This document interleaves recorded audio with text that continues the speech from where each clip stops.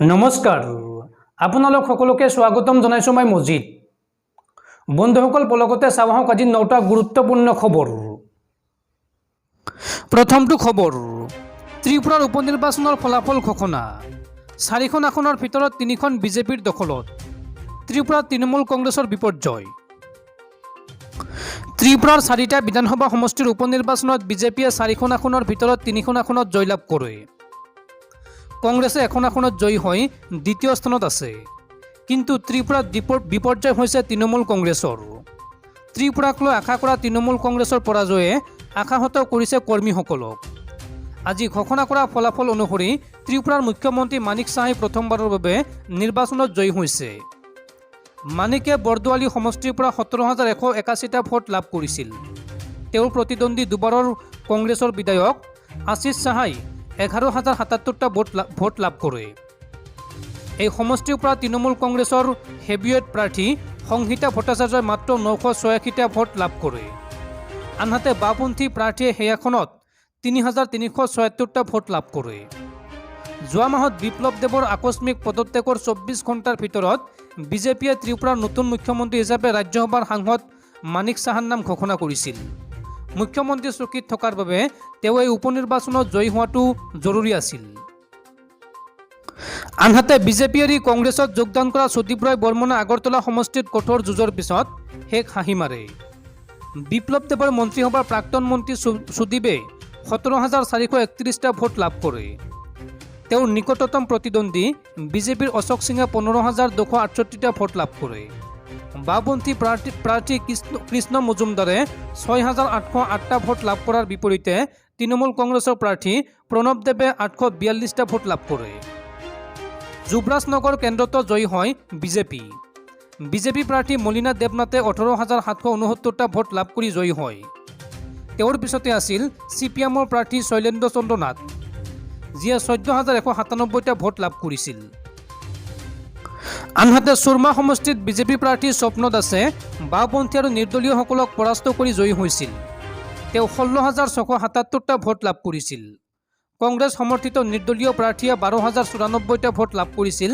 CPMে 8,415টা আৰু তৃণমূল কংগ্ৰেছে 1,341টা ভোট লাভ কৰিছিল। পৰৱৰ্তী খবৰ, ৰাজ্যত সংঘটিত হৈছে ভয়ংকৰ কেলেংকাৰী। এইবাৰ স্বাস্থ্য বিভাগত নিযুক্তি কেলেংকাৰী। RTI তথ্য উদঙালে ভুৱা নিযুক্তি। শিৱসাগৰৰ স্বাস্থ্য বিভাগত সংঘটিত হৈছে আন এক কেলেংকাৰী। তৃতীয় আৰু চতুৰ্থ বৰ্গৰ কৰ্মচাৰী নিযুক্তিত এই কেলেংকাৰী সংঘটিত হোৱাৰ অভিযোগ উত্থাপিত হৈছে। RTIৰ তথ্যত ফাদিল হৈছে এই কেলেংকাৰীৰ ঘটনা। 2012 বৰ্ষত সংঘটিত হোৱা এই নিযুক্তি কেলেংকাৰীত ৰাজ্যৰ বিভিন্ন জিলাৰ পৰা শিৱসাগৰ জিলালৈ বদলি হৈ অহা দেখুৱাই ভুৱা নিযুক্তি দিয়াৰ অভিযোগ উত্থাপন কৰিছে RTI কৰ্মী দিগন্ত শইকীয়াই। RTIৰ জৰিয়তে এইসকল কৰ্মচাৰী নিযুক্তি পত্ৰ বিচাৰিছিল যদিও বিভাগে নিযুক্তি পত্ৰৰ বিপৰীতে বদলীকৰণৰ পত্ৰহে দিছে বুলি সংবাদ মাধ্যমৰ আগত প্ৰকাশ কৰে দিগন্ত শইকীয়াই। এই সমগ্ৰ ভুৱা নিযুক্তি প্ৰক্ৰিয়াত স্বাস্থ্য বিভাগৰ বহু বিষয়া জড়িত থকাৰ অভিযোগ উত্থাপন কৰিছে RTI কৰ্মী দিগন্ত শইকীয়াই। এই সম্পৰ্কত সংবাদ মাধ্যমৰ আগত সদৰি কৰি দিগন্ত শইকীয়াই কয় যে তৃতীয় আৰু চতুৰ্থ বৰ্গৰ প্ৰায় 300 ভুৱা কৰ্মচাৰীয়ে শিৱসাগৰ স্বাস্থ্য বিভাগত কাম কৰি আছে। ৰাজ্যখনৰ হাইলাকান্দি, ধুবুৰী, ধেমাজি, লখিমপুৰ, গোৱালপাৰা আদি জিলাৰ পৰা বদলি হৈ অহা এই কৰ্মচাৰীসকলৰ মূল নিযুক্তি পত্ৰই নাই বুলিও দাবী কৰে দিগন্ত শইকীয়াই। RTI তথ্যৰ কথা উল্লেখ কৰি দিগন্ত শইকীয়াই কয় যে 2012 চনৰ পৰা 2017-18 চনলৈকে এই কেলেংকাৰী সংঘটিত হৈছে আৰু গুৱাহাটীৰ হেঙেৰাবাৰীস্থিত স্বাস্থ্য বিভাগৰ কাৰ্যালয়ৰ পৰাই এই কেলেংকাৰী সংঘটিত হৈছে।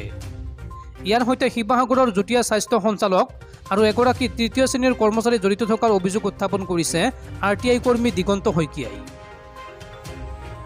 পৰৱৰ্তী খবৰ, ইছলাম ধৰ্মৰ ধৰ্ম প্ৰচাৰক পয়গম্বৰ হজৰত মহম্মদক লৈ আপত্তিজনক মন্তব্য কৰি বিপদত পৰিছে বিজেপি নেত্ৰী নুপুৰ শৰ্মা। আৰু সেইগৰাকী নুপুৰ শৰ্মাৰ সমৰ্থনত আজমেৰৰ ৰাজপথত ৰেলী উলিয়াইছে হাজাৰ হাজাৰ হিন্দু লোকে। নুপুৰ শৰ্মাৰ সমৰ্থনত হাজাৰ হাজাৰ হিন্দু লোকৰ সমদল। আজমেৰত নুপুৰ শৰ্মাৰ সমৰ্থনত হিন্দু সমাজৰ ৰেলী। হনুমান চালিচা পাঠ কৰি ৰাজপথলৈ ওলাই আহিল হিন্দু লোকসকল। নুপুৰ শৰ্মাক সমৰ্থন কৰি বাহিৰ কৰা হ'ল শান্তিৰ ৰেলী। নুপুৰ শৰ্মাৰ এই ৰেলীত বিজেপি বিধায়কৰো সমৰ্থন আছে। বন্ধুসকল, তাৰপিছৰ 4 নম্বৰ খবৰটো জনোৱাৰ আগতে আপোনালৈ এটা সৰু ৰিকুৱেষ্ট, যদি এতিয়ালৈকে এইটো ভিডিঅ'ত লাইক কৰা নাই তেন্তে প্লিজ এটা লাইক কৰি দিয়ক আৰু এনেকুৱা ধৰণৰ নতুন নতুন ভিডিঅ' পাবলৈ চেনেলটো ছাবস্ক্ৰাইব কৰি কাষত থকা বেল আইকনটো প্ৰেছ কৰি ৰাখক।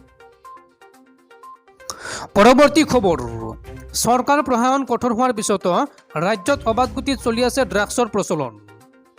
এই উদ্বেগজনক তথ্য সদৰি কৰিলে ৰাজ্য চৰকাৰৰ কেবিনেট মন্ত্ৰী পীযুষ হাজৰিকাই। ড্ৰাগছৰ বিৰুদ্ধে চৰকাৰ প্ৰশাসনৰ অভিযান তীব্ৰতৰ হোৱাৰ পিছতো ৰাজ্যত অবাধ গতিত চলি আছে ড্ৰাগছৰ প্ৰচলন। আন্তঃৰাষ্ট্ৰীয় ড্ৰাগছ বিৰোধী দিৱসৰ দিনাই মন্ত্ৰী পীযুষ হাজৰিকাই সদৰি কৰিলে কেতবোৰ উদ্বেগজনক তথ্য। মন্ত্ৰীগৰাকীয়ে কয় যে ড্ৰাগছৰ বিৰুদ্ধে বিগত বৰ্ষত ৩,২৩২টা NDPS গোচৰ ৰুজু কৰা হৈছে। ৫,৪৮০ ড্ৰাগছ পেডলাৰ আৰু মাফিয়াক গ্ৰেপ্তাৰ কৰিছিল আৰক্ষীয়ে। তাৰে ৫২জনৰ তথ্য প্ৰমাণ আৰু সময়ত চাৰ্জশ্বিট দিব নোৱাৰাৰ বাবে জামিন লাভ কৰিছে। ড্ৰাগছৰ ঘটনাৰ সৈতে সম্পৰ্ক থকা ৩৮৮খন বাহন জব্দ কৰিছে আৰক্ষীয়ে। 2,70,000 কফ চিৰাপ জব্দ কৰা হৈছে। ৩৯ লাখতকৈ অধিক নিচাযুক্ত টেবলেট জব্দ কৰিছে আৰক্ষীয়ে। 2021 মাৰ্চৰ পৰা 2022 বৰ্ষৰ মাৰ্চলৈ 2,271টা গোচৰ ৰুজু কৰা হৈছিল। এই তথ্য সদৰি কৰিছে মন্ত্ৰী পীযুষ হাজৰিকাই। শীঘ্ৰে অসমলৈ আহি আছে অত্যাধুনিক বাহন স্কেনাৰ। প্ৰথমে শ্ৰীৰামপুৰ গেটত স্থাপন হ'ব এই স্কেনাৰ মেচিন। দুটাকৈ ড্ৰাগছ নষ্ট কৰা যন্ত্ৰ আহি আছে অসমলৈ। এটা সোণাপুৰ চিভিল হাস্পাতাল আৰু এটা উজনি অসমত স্থাপন কৰা হ'ব। ৰাজ্যৰ 44টা বেচৰকাৰী ৰিহেব চেণ্টাৰ আৰু 19টা চৰকাৰী সাহায্যপ্ৰাপ্ত ৰিহেব চেণ্টাৰ আছে। ড্ৰাগছৰ বিৰুদ্ধে শূন্য সহনশীলতাৰে কাম কৰাৰ আশ্বাস মন্ত্ৰী পীযুষ হাজৰিকাৰ। পৰৱৰ্তী খবৰ, ৰাজ্যৰ একাংশ চৰকাৰী হাস্পাতালত আচলতে চলে কি? নিশা জন্ম দিলে পুত্ৰ সন্তান আৰু পুৱা খোলাত পালে কন্যা সন্তান। এই আজব ঘটনা সংঘটিত হৈছে লখিমপুৰ জিলাৰ জিলা হাস্পাতালত। নিশা জন্ম দিলে পুত্ৰ সন্তান আৰু পুৱা কোলাত পালে কন্যা সন্তান। পুৱা হাস্পাতাল কৰ্তৃপক্ষই মাতৃগৰাকীৰ হাতত চমজাই দিয়ে এটি কন্যা সন্তান, যি দেখি এতিয়া হতবাক পিতৃ মাতৃৰ লগতে পৰিয়ালবৰ্গ। লখিমপুৰ জিলাৰ জিলা চিকিৎসালয়ত এই আজব ঘটনা সংঘটিত হৈছে। লখিমপুৰৰ মাতৃ আৰু শিশু স্বাস্থ্য চিকিৎসালয়ত আজব ঘটনা। নিশাৰ ভিতৰতেই ল'ৰা শিশু সলনি হৈ হ'ল কন্যা শিশু। শনিবাৰে লখিমপুৰ মাতৃ আৰু শিশু স্বাস্থ্য চিকিৎসালয়ত ঘাৰমৰাৰ এগৰাকী মাতৃয়ে জন্ম দিছিল এটি পুত্ৰ সন্তান, কিন্তু পুৱা শুই উঠি দেখে মাতৃৰ কোলাত আছে এটি কন্যা শিশু। এই ঘটনাই সৃষ্টি কৰিছে তীব্ৰ চাঞ্চল্যৰ। শিশু আৰু মাতৃ বিভাগত নৱজাতক শিশু সালসলনি হোৱাৰ অভিযোগ উত্থাপন কৰিছে নৱজাতকৰ পৰিয়ালে। শনিবাৰে লখিমপুৰৰ ঘাৰমৰাৰ ছায়ামণি দাস নামৰ এগৰাকী প্ৰসূতিক ভৰ্তি কৰাৰ পিছত জন্ম হৈছিল ল'ৰা সন্তানটোৰ। চিকিৎসক আৰু নাৰ্ছৰ মতে প্ৰসূতিয়ে জন্ম দিছিল ল'ৰা সন্তান, কিন্তু আজি ৰাতিপুৱা শিশুটিৰ কাপোৰ খোলোতেই আৰম্ভ হ'ল ৰহস্য। চিকিৎসক আৰু নাৰ্ছে জন্ম লাভ কৰা শিশুটি ল'ৰা বুলি পৰিয়ালক চমজাই দিয়াৰ পিছত পুৱা কন্যা সন্তান দেখি শিশু সালসলনি কৰাৰ অভিযোগ উত্থাপন কৰে পৰিয়ালে। এই ঘটনাক লৈ এতিয়া সৰব হৈ পৰিছে বিভিন্ন দল সংগঠন। পৰৱৰ্তী খবৰ, মহাৰাষ্ট্ৰৰ মুখ্যমন্ত্ৰী উদ্ধৱ ঠাকৰেৰ সংগ এৰি আৰু এগৰাকী বিধায়ক আহিল গুৱাহাটীলৈ, যোগ দিলে বিদ্ৰোহী বিধায়কৰ শিবিৰত। মহাৰাষ্ট্ৰৰ ৰাজনীতিৰ কেন্দ্ৰ হৈ পৰা গুৱাহাটীত উপস্থিত মহাৰাষ্ট্ৰৰ আন এগৰাকী মন্ত্ৰী। বিশেষ বিমানেৰে চুৰাটৰ পৰা বৰঝাৰ বিমানবন্দৰত উপস্থিত হয় মন্ত্ৰীগৰাকী। তেওঁ উদ্ধৱ ঠাকৰেৰ সহযোগী মন্ত্ৰী উদয় সামন্ত। উদয় সামন্তৰ লগত 3গৰাকী শিৱসেনাৰ নেতাক্ৰমে প্ৰদীপ দাৱাল, প্ৰসাদ কাৰাণ্ডে আৰু যোগেশ মহাংগদেও উপস্থিত হয়।